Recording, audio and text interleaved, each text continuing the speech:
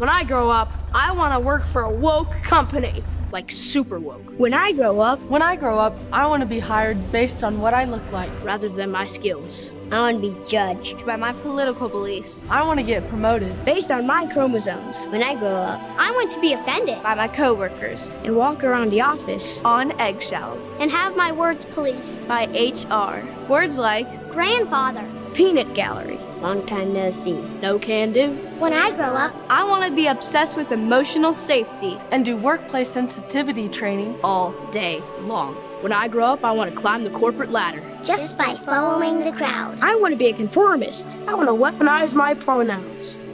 What are pronouns? It's time to grow up and get back to work. Introducing the #1 woke-free job board in America, redballoon.work. Dr. Peter McCullough, Dr. Jay Bhattacharya, Dr. Ryan Cole. Who are we missing? Who are we missing? Well, what we're missing first is that I was supposed to be starting the opening of the show because that's what you just tapped me on the arm to tell me. But then you're going to interrupt me and start talking about like you starting to start a show. Now, I was supposed to be starting to start a show because Pastor Toby still ain't here yet. No. Why do you take my job, man? It's so racist. I wasn't. It's the racist thing you've done on the show in a very long time. And let me tell you, you've done some pretty Pretty bad things, huh? I've been waiting for this moment for years to be able to have the good Dr. Robert Malone on the show. Yeah. I've been waiting for this moment. And Me so too. hurry up. Yeah. Let's get to it right away. All right, this show is brought to you by Classical Conversations. Classical Conversations supports homeschooling parents Yes. by cultivating the love of learning through a Christian worldview and fellowship with other families. They provide a classical Christ-centered curriculum, local like-minded communities across the United States and in several countries, actually. Yeah. And they train parents who are striving to be a great classical educators in the home. For more information and get connected, please visit their website at classicalconversations.com. Again, that's classicalconversations.com. Our day ones. Love Dr. Robert, no, not Dr. Robert Borton. Oh, no, Dr. Robert Malone. Why not? It's just Robert Borton and what he's doing over there at Classical Conversations. So check it out. Like, as the good Chocolate Knox said, not the good Dr. Chocolate Knox. Although I would take a you'll doctorate. take If that. somebody You'll wants to give me take an that, honorary doctorate, you can do that. Dr. Malone was born October, apparently we have his bio. He was born on October 20th, 1959, is an American physician and biochemist. His early work focused on mRNA technology. Was he responsible for Yes. Operation Warp Speed? Well, we'll We're gonna find talk out. about it, yeah. Pharmaceuticals and drug repurposing research. Dr. Malone, thank you so much for finally coming on CrossPolitic. I'm glad to be here. It's not because I was avoiding it in any way. We guess we hadn't connected. Well, we're not that popular. We get it. We're not that important. Joe Rogan's way more important than we are. But listen, so my first question is this. I didn't find you until the pandemic started to take place and after the vaccines. You popped on the scene for me with the Joe Rogan interview, like so many others. And so my question was that there's been a lot of things that I've followed you on since that moment of you being on the show. You've revealed so much about the vaccines and the healthcare industry. Where were you at before COVID happened, and how much of this was a revelation to you because of the plays that you started seeing happening through COVID? And were you this way before COVID happened, but you just didn't have a platform? What changed? What happened? Well, I've always been who I am. I've had a rough time of it. This hasn't been, my career has not been an easy thing for me. I started off as a carpenter and a farmhand and worked my way up through community college and through UC Davis with a degree in biochemistry and an emphasis on molecular biology, and then had a MD PhD scholarship at Northwestern. My wife didn't like living in Chicago very much, and neither did I. And then we transferred to do my graduate work at UC San Diego in the Salk Institute. Jill and I grew up on the central coast of California in Santa Barbara. And there I was very focused on advancing in making use of the knowledge I already had having to do with retroviruses from my undergraduate years. I was in the one of the laboratories that were right at the very forefront of the AIDS outbreak in 1983. And so I was well versed in retrovirology and the leading technology for use for gene therapy, which is what I wanted to do. I wanted to be a pediatrician that would heal children that had genetic inborn errors in metabolism. And the leading technology involved recombinant retroviruses for gene therapy. So I went to one of the top gene therapy labs in the world at the Salk Institute, that of Inventor, and managed to get in there. It's an incredibly competitive postdoctoral lab at the time in the Institute of Molecular Biology and Virology. And while I was there, I was asking questions about how to process and understand how RNA gets packaged into retroviruses. So I had to develop a bunch of technology to ask the questions. And that's what gave rise to the RNA vaccine technology as well as DNA vaccines. I was already schooled in vaccinology from my AIDS days, and I'd also worked with Robert Lamb at Northwestern on influenza viruses. And so that became my career. I had a series of discoveries at the Salk that led to 9 issued patents, but also led to a whole bunch of ugly academic politics with senior professors trying to take credit and wanting to get on the patents and all that kind of stuff. And I got caught in the crossfire, ended up with nervous breakdown and post-traumatic stress disorder. But I finished my MD and went back into academia, and I was an assistant professor and then an associate professor in pathology for many years, focused on non-viral gene therapy. So I kind of challenged the paradigm of using viruses for gene therapy, and particularly focused on using gene therapy technology for vaccines. And that was going along fine until the late 90s, when I was at University of Maryland, Baltimore, when there was a death from gene therapy at UPenn from Mr. Jim Wilson, who overdosed a young child with an adenovirus vector, and the child went into disseminated intravascular coagulation, which is a form of shock, and died. Because the Professor Wilson had not respected the clinical trial protocol and had overdosed the patient, had continued to escalate because the patient hadn't responded to the lower doses. It turns out that there was a fundamental problem there, which is why that happened. But I was taking training in bioethics at the time, and my mentor told me, when I told him what I knew about the situation, he said I had an obligation to tell the world about this, about what I knew. And I knew that if I did that, it would destroy my academic career. But I went ahead and did it. And in fact, it did destroy my academic career. And I left the university, went to work for the Department of Defense, building a breast cancer research program and a research institute in Western Pennsylvania. So I entirely shifted my focus, but I kind of went underground, and I continued to be off the radar and underground pretty much for the rest of my career, because there was a lot of haters in academia. Yeah. And I basically worked as a consultant and worked within Department of Defense and increasingly in biodefense, because that's the job I could get with a new company called Dynport Vaccine Company. And I was actually associate clinical director in charge of virtually all biodefense agents for the Department of Defense. That's where I learned about the whole biodefense world. And this all happened right after 9/11, so it was pretty hot then. So I've worked on the smallpox vaccine, on anthrax vaccines, on vaccines for various respiratory viruses and neurologic viruses, et cetera, all the things that they believe they need to have for the warfighter.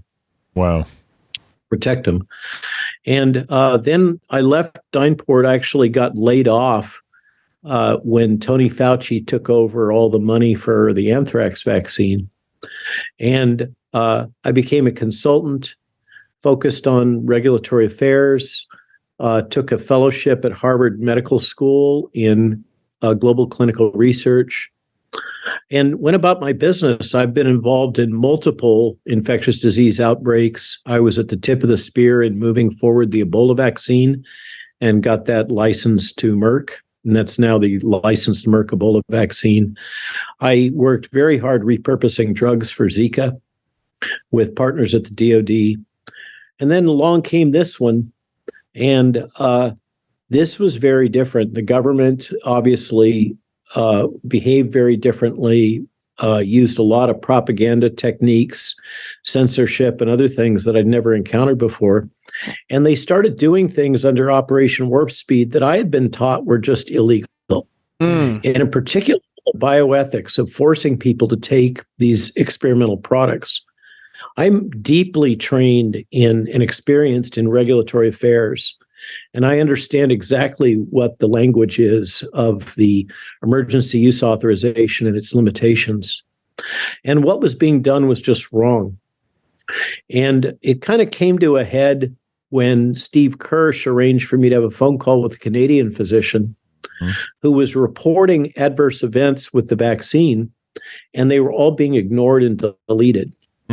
And furthermore, he told me on a Saturday evening teleconference about how the Canadian government was coercing children, which is an absolute no-no in terms of giving them ice cream and other things to try to get them to take the jab. I remember that. Yeah. And I woke up, and I didn't know what I could do to help him, but I woke up the next morning and realized I could write an article about the bioethics of this and what was wrong. And I thought that was a safe area.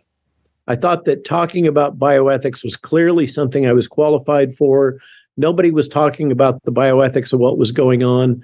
They were very clear in terms of the law, as far as I was concerned. What was being done was clearly illegal. And so I thought I was on solid ground. And then that kind of set the whole thing in motion. So that's long before the Rogan hit.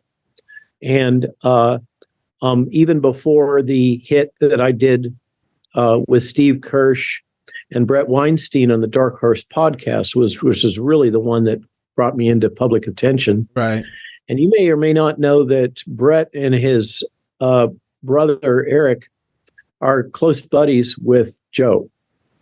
And so that's a big part of what led me to be invited down to Joe's studio and to do that infamous hit where I was setting up the Lincoln Memorial protests, the Stop the Mandate rally that was so successful in January. That was the whole purpose of that hit. But, you know, unbeknownst to anybody, LinkedIn and Twitter decided to deplatform me like 2 days before the recording. And then Joe thought that it was such a good hit that he played it New Year's Eve and ran it, you know, kind of accelerated it ahead of a lot of the other ones that he'd done that they had in the can. And that just went, went nuclear, broke the internet. Yeah. I talked about mass formation psychosis and the theories of my friend Matthias Desmet and the propaganda and what was going on in the hospitals and the perverse financial incentives that the government was creating and all that stuff that I guess no one had ever heard before. And for me, it was just the thing that all of the physicians that I was working with were talking about. We were doing rallies and presentations. This is all stuff that we'd been talking about, but no one was really hearing it. Right. But then Joe Rogan has the biggest platform in the world, I think, hands down. And I've heard numbers of, in the range of 50 to 100 million views on that. It literally did cause Google to manually manipulate search results. It triggered a lot of the Silicon Valley censorship complex, and so that's the story of that. Just a little bit about us when the pandemic started in March 2020.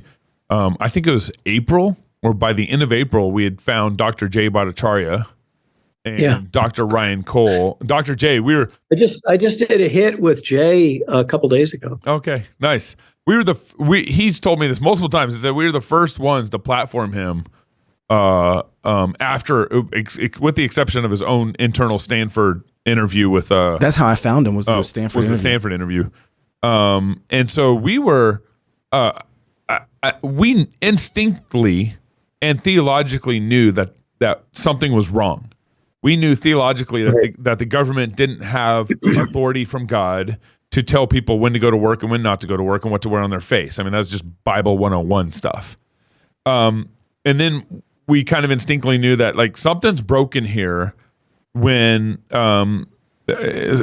something's broken in our culture and our politics, that this is starting to go crazy. I mean, Fauci, you know the deal. Fauci in March was saying, masks don't work on 60 Minutes. And then a month later, 2 months later, he was saying, yeah, you need to wear masks. And then 6 months later, you need to double up on masks. And so when you came out on the Joe Rogan, I think some people had kind of known, I agree with you, that people weren't listening like they should. But when you came on Joe Rogan and with your background and came out and said what you said, it was like a breath of fresh air. Like, and you were able also to put terminology to like the mass psychosis thing. You were able to explain things in a way that we kind of knew something was going on, but that terminology, I remember my wife caught your interview first and put me onto it. And you were able to really explain a lot of things that were like, okay, that's what's going on. Yeah, Matthias has told me that I'm the only one that he's aware of that has accurately summarized his ideas. He's become a good friend. Mm-hmm.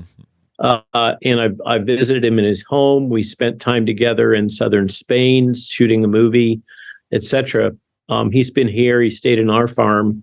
But that's that. Thank you for that comment. I've tried. I guess that's one of the advantages of having been basically a farmer and a carpenter when I was younger. And I think we are on our 5th small farm. We run a small farm here and we produce a high quality horse. And Virginia is a purple state. Yeah. Which means you kind of got to get along with everybody. Yeah. And it has a strong conservative and religious component. Matt and Mercedes Schlapp live about 15 miles north of here. There's some, they're the people that run CPAC. Yeah. There's some hardcore conservatives in Rappahannock County in Northern Virginia that have brought us into their world. Yep.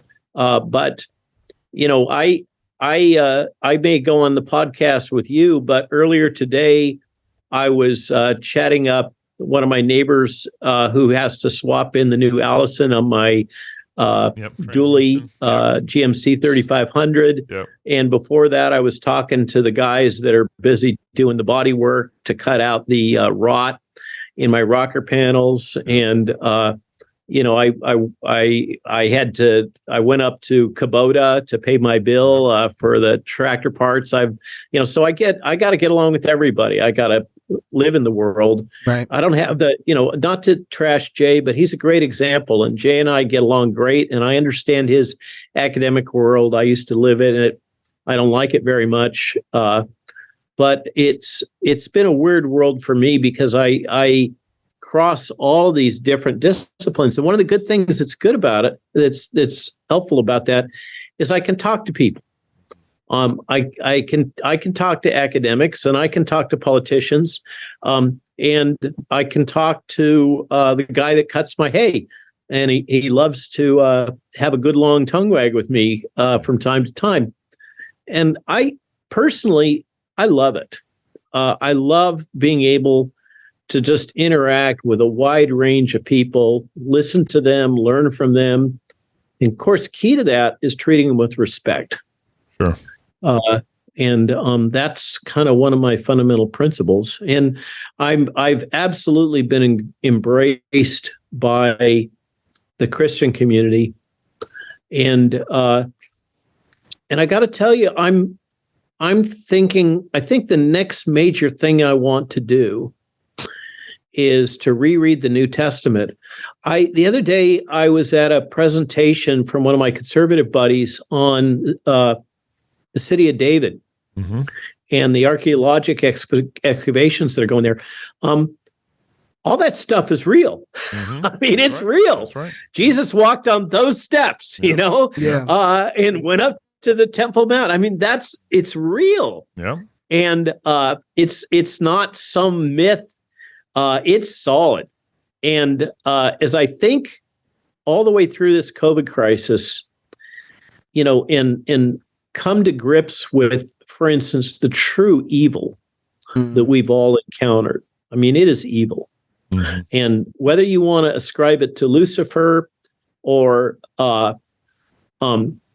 Marxism and utilitarianism, it's evil. Mm-hmm. And the best language and metaphors to understand all this, in my experience, have come from the Bible, and particularly the New Testament, all the way to the journey of Jesus and the things that he encountered in that journey as someone who was a truth teller, and someone who was committed to sharing a message of peace, and who became betrayed. In the famous Last Supper, I think that I really have to go back and read that, because I think that there's a lot of lessons there that I can take home that may help me to adapt to this weird world we're in right now. Dr. Malone, you actually, I have an ad to read, but it's actually, you just led me really well into that ad. So thank you for our sponsors. It's like he's a part of the show. He's like part of the show doing We got a seat for you over here, Dr. Malone. Yeah, exactly. Come in here and sit down. And maybe Dr. Malone and his wife want to take a little vacation. Out to Moscow? Out to Kentucky.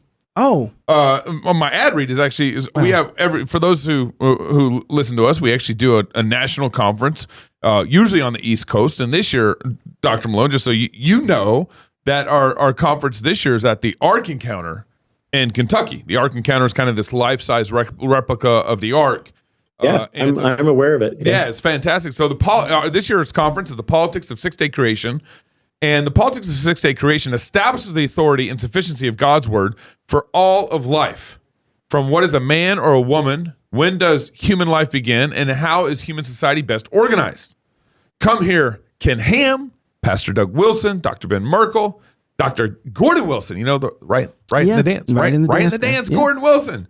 Toby, we're going to do a live show. He will actually be there at the Joe conference. Rigney, and so much more. We kicked the conference off on a Wednesday night with Beer and Psalms. By the way, this is starting earlier. Yeah, this is starting a day earlier. Wednesday night, Beer and Psalms. Before that, we're going to do a corporate partner and friends event and do a whiskey bourbon tour. Is the tour happening? We're making sure it can happen. We're checking into the logistics. And then we're going to be doing Beer and Psalms on Wednesday night. Thursday, we have a pre-business conference. Yep. And then Thursday night, the conference kicks off with Pastor Toby, Ken Ham the next day. It's a packed full conference. But the reason why we started it a day earlier this year, so everyone can have time to go visit the Ark Encounter, which is about a 3-4 hour experience, and the Science Museum, which is again about a 3-4 hour experience. So mark your calendars for October 11th through the 14th as we fight, laugh, and feast with Beer and Psalms, our amazing lineup of speakers, our Rowdy Christian merch, and a Sabbath feast at the Ark to wrap up the occasion. And the Ark was symbolic of an infant baptism. So, we'll talk about that. Visit fightlaughfeast.com for more information. So Dr. Malone. No. I get the next question. Oh, okay. Put your mic down. I'm going to mute it. I'm done. Doc, okay, I have so many questions I want to ask you. We don't have time for all of them. But the one, there's a couple that's pressing, but I think the one that's most important to me, I am getting annoyed now, I think. Not annoyed, but we were so, for us here at CrossPolitic, we were so early in the pandemic conversation. We were talking about it. We were trying to tell people not to shut down their businesses.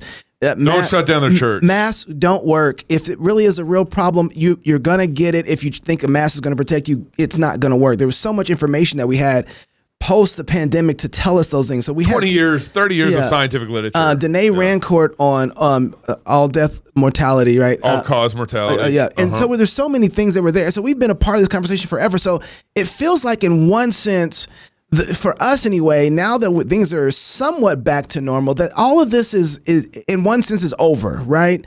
And so the talk that people are still having about it seems like, I want to get back to building. I want to get back to building something that is obviously whatever we had built before wasn't enough. It didn't have enough strength to hold up against the tyranny that we had. Right. And so I want to get back to building. I want to get back to getting to work. But I want to ask you, with all that you've been through and everything that you've seen, how then shall we live in a post-COVID world? Okay, two key things. One specifically relates to your community. Myself, Ryan Cole, and the rest of us have been traveling all over the world. And Matthias Desmond. By the way, Matthias is deeply spiritual. Unfortunately, I did a great recording here, a group recording, and the audio is horrible. So we didn't get the mics good enough. Send it over. And so I can't use the footage. Send it over. Send it over. Send we it might to be able me. to fix I'll it. fix it for you. Okay. Well, so the communities of faith all over the world have been the most resistant to this crowd psychosis phenomena, to the hypnosis and the psyops and propaganda that's been deployed on all of us. And I think it's a combination of their faith, the grounding in Judeo-Christian ethics in particular, but it's also true in Muslim communities. And the fact that they are part of strong communities, and that's the bridge that I want to key off of. We're heading, in my opinion, I don't want to sound apocalyptic, but our opponents have been planning what they have been deploying on us for decades now. And anyone that reads Event 2030 looks at what's happening in the World Health Organization and the international health regulations they're trying to jam through our throat and everything else, you will come to terms with the fact that this is long planned. David Martin has been doing, who's a good friend, he lives very close here. He's buying a farm just by Jefferson's old place. And we went to the ballpark the other day to watch the Nationals get whipped by the what was it? I want to say the Rattlesnakes. Seattle Seahawks. Seattle. The Arizona team. Oh yeah, Arizona Cardinals. And we had a good chat on the way up and the way back. Martin has really done a good job of documenting and discussing the whole planning that went into the COVID crisis and manipulation associated with it. And he just did another hit on this through London Real that's worth watching. And then he, of course, did a fantastic job as the lead speaker at our recent International COVID Summit at the European Parliament in Brussels, that's been seen by something between 2 and 3 billion people at this point. So it's actually quite a bit larger, the distribution, than the Joe Rogan hit. So it's quite clear that this was a series of things that have been in planning phase for a very long period of time were deployed. And Dave Martin makes the point that he thinks that this was a crime against humanity, and it was basically an act of war against humanity that occurred over the last 3 years. And I think there's merit to his argument. But what that means is that these people, the World Economic Forum, the large financial backers that are behind this, the WEF in conjunction with the United Nations, they're not stepping back. They're not cutting back on the throttle. They're accelerating things. They've been kind of forced out into the open, and their response isn't, oops, we've been caught, or oops, we screwed up. Their response is, we got to double down hard. The upshot of that is that those folks of us, and it may be only 10%. I mean, there's a case to be made that there's only 5 to 10% of people that really value freedom. And most people want to be told what to do. That's no question. For those of us that live in communities and value freedom and value our communities, we're going to have to really buckle up and focus on community community building, building our infrastructure and capabilities. You mentioned children. Homeschooling is a key component of that. Yeah. And move towards a future in the near term where we're even more self-reliant. Yep. And it's a hard thing to say, but from where you guys are coming from, I suspect you're already living it. And that I think is the path forward. It's Dave Martin comes from fundamental Amish and Mennonite roots, by the way, and he'd be a good person to have on your show one of these days. Yeah. But for those of us that have this background in farming and agriculture and live in kind of small town rural communities, we generally get it.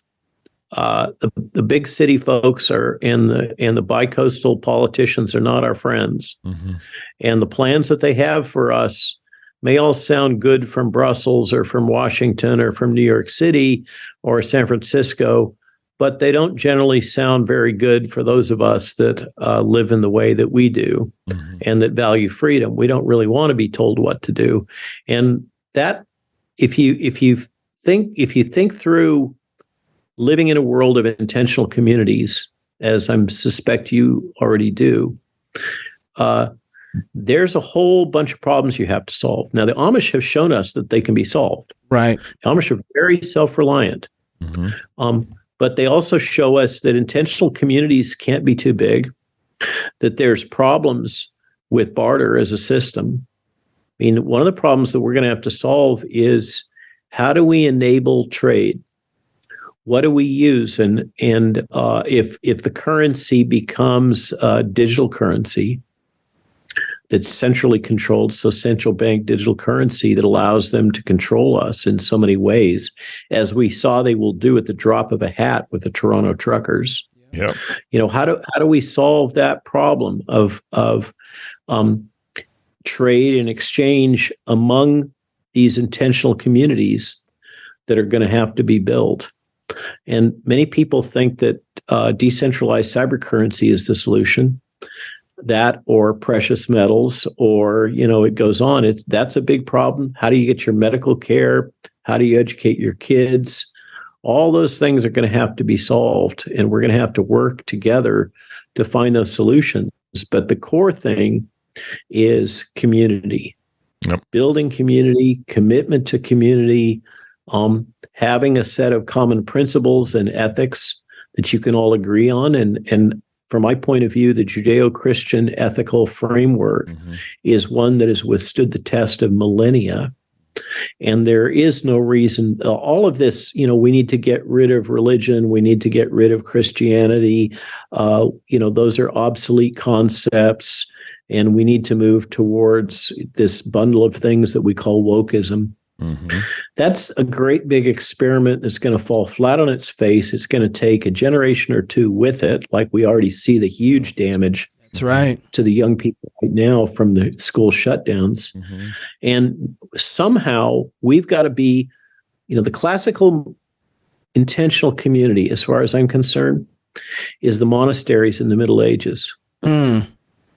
Amish communities are another one, of course, but somehow we're going to have to find a way to tunnel through time while a lot of bad stuff is happening around us, maintain our integrity, continue to value human dignity, continue to build community and respect for each other, and communities based on a ethical framework that allows us to maintain our integrity and to avoid this dark future that we see portrayed in so much of science fiction. The Mad Max world, where it's warlords and everybody is just trying to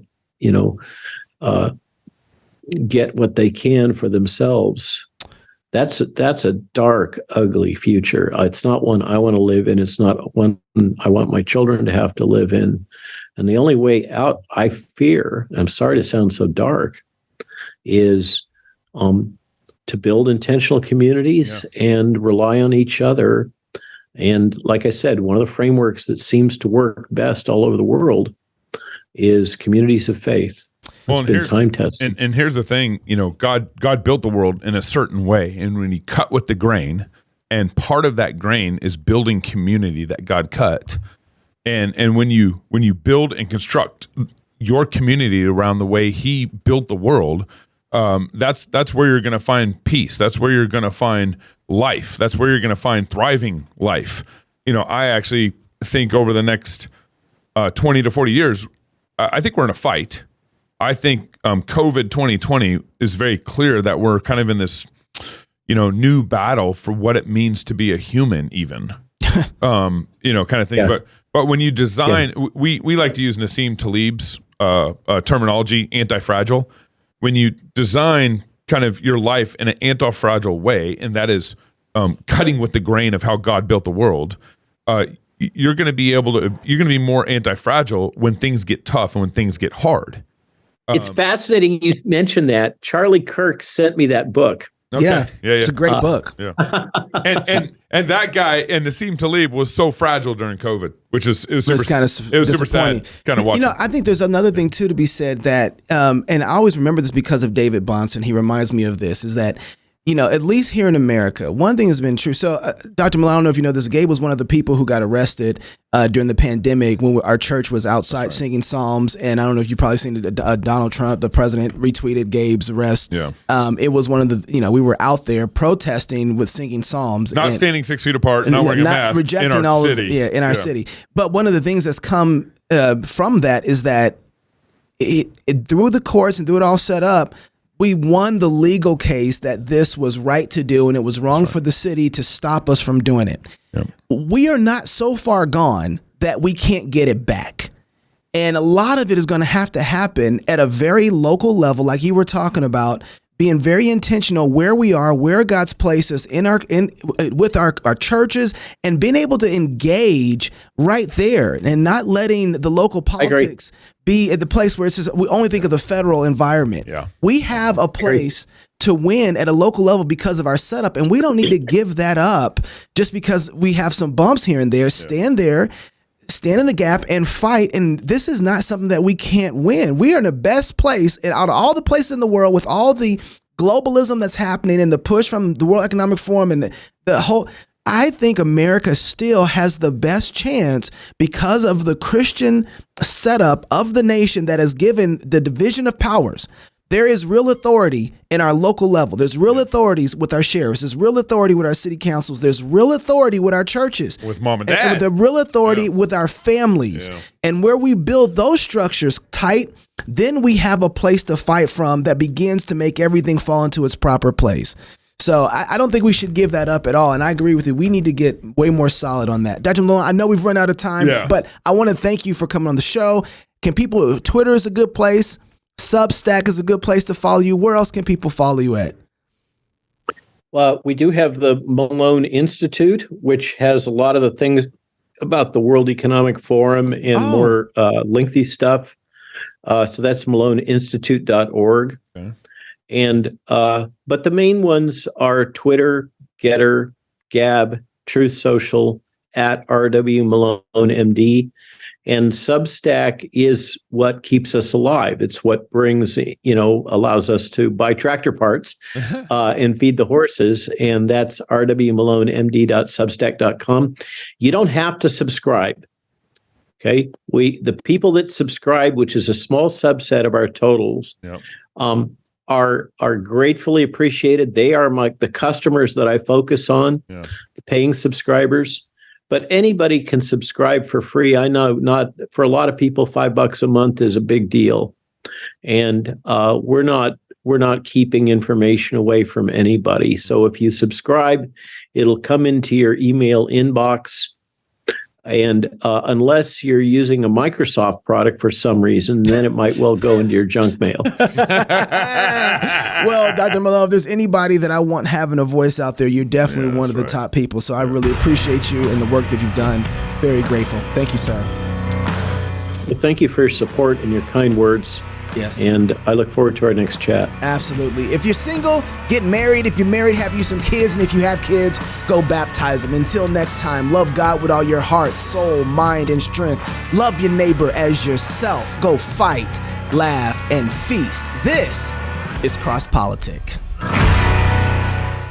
The Word of God is living and active, sharper than any two-edged sword, piercing to the division of soul and of spirit, of joints and marrow.